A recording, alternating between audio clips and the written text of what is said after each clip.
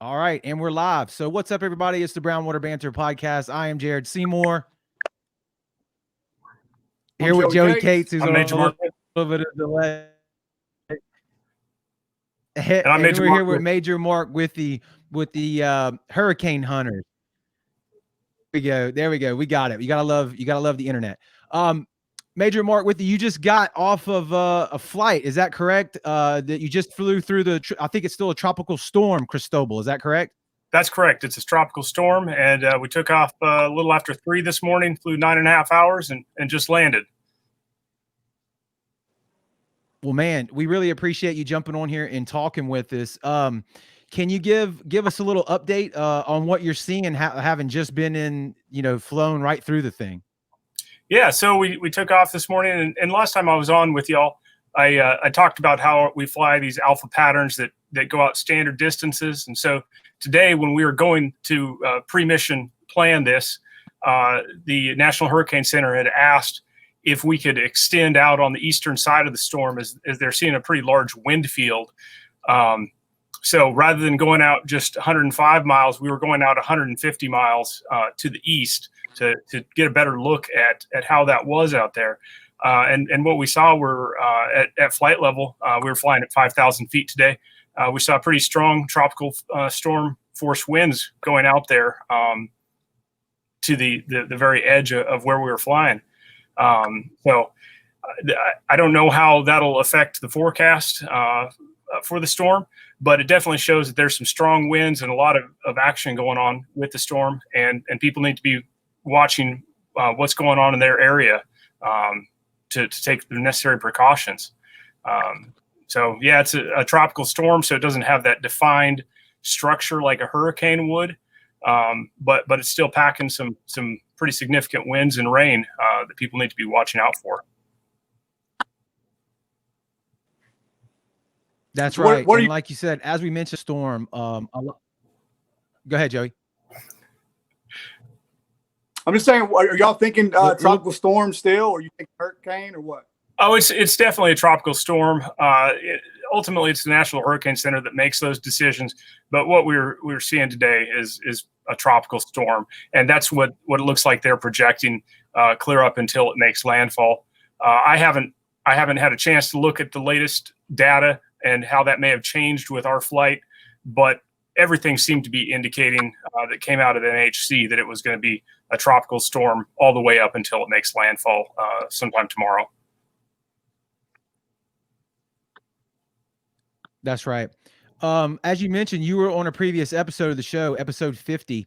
You talked and mentioned already the alpha patterns that you guys fly into these storms.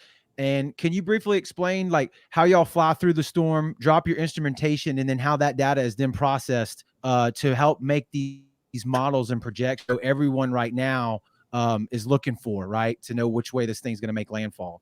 Yeah, sure. So the way the alpha pattern works and what we were doing today is we entered from the northwest side of the storm. Because it was a tropical storm, we were down at 5,000 feet flying through it. For a hurricane, we'd be typically flying at 10,000 feet. But today we were at 5, and we started out 105 miles out, drive into the center of the storm. And then today we were doing that extended alpha pattern on the east side, which meant we were flying out 150 miles to the southeast side. Then we make a left turn, fly north, and then fly across from the northeast side down to the southwest side, and just fly big X's in the sky. And during that process, we're dropping drop zones at the corners and at specific parts in the storm that either is in our plans or that the National Hurricane Center has requested. And then also the aircraft is gathering data from its sensors and sending those back. And that data from the sondes is gathered up by the drop sonde operator or loadmaster in the back, and then transferred to the weather officer, and they do some processing on that data and then send it as a part of a packaged message via satellite comm to the National Hurricane Center. Then the aircraft data stream is also then going out. goes in roughly 10-minute bursts through some kind of satellite system back for processing. So we're doing these big X's in the sky, beaming the data back, and what we're trying to do is hit specific times that that data is then fed into the computer models that are run, and updates them so they can give a better forecast on how strong the storm is going to get and where exactly it'll be going. Do you know roughly what the turnaround time is from, just say, the data that y'all brought back on this flight you just got off of before that hits projection models? I can't speak to the specifics of how those go, but what I can say is that we are trying to hit specific times so that data can be sent back and assimilated into the models for the model runs. I don't know how exactly what those timelines are for when the model runs are then released to the public and goes out.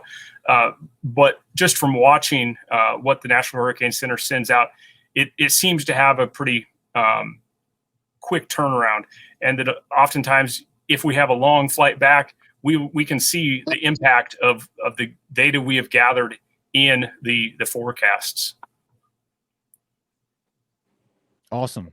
Yeah, that's why it goes to show you the importance of what y'all do, man, and how the data has to, like we talked about last time, it's not just as easy as a satellite taking a few photos over it. You have to actually get in there and measure this thing. With it being a tropical storm right now, is for here, you know, it's not quite as tightly formed. Is that correct? So it's spread over a little bit more of an area. Is that correct? Am I saying that right?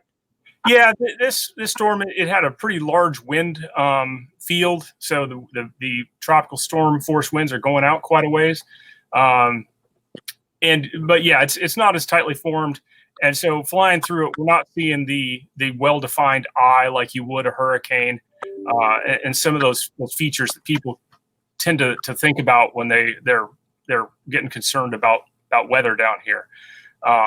But we still do see, you know, the rotating winds and the bands of clouds. They're just the storm isn't together like you would expect to see with a hurricane. That's right. But like as you mentioned, you can still expect. My bad. Say that again, Joe. You're kind of clipping on us. Y'all expecting any more tightening once it gets closer to land?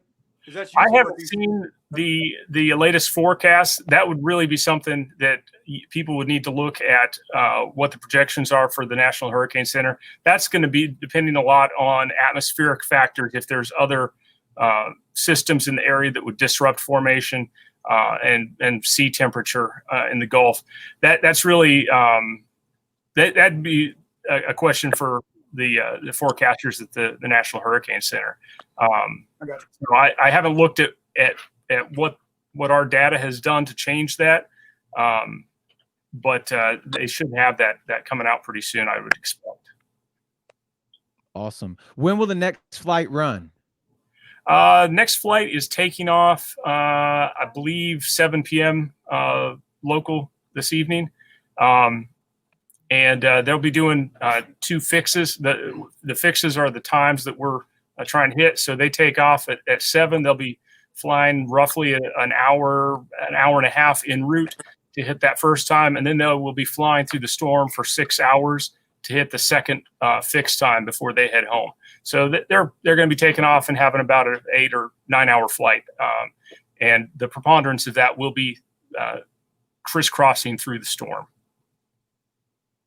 And how long do y'all do that? Up until landfall, or how does that work? When's the cutoff time where y'all are no longer responsible for tracking it or gathering data?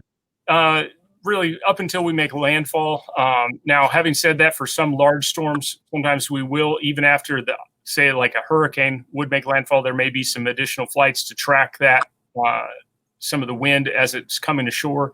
But typically, once it's making landfall, our mission ends. So I guess does that answer your question? Yeah, Yeah, absolutely, absolutely. I think it's cool for people to hear that, you know, how y'all run these almost like shifts and multiple trips into this storm, and it's an active mission, right? While all of this is going on.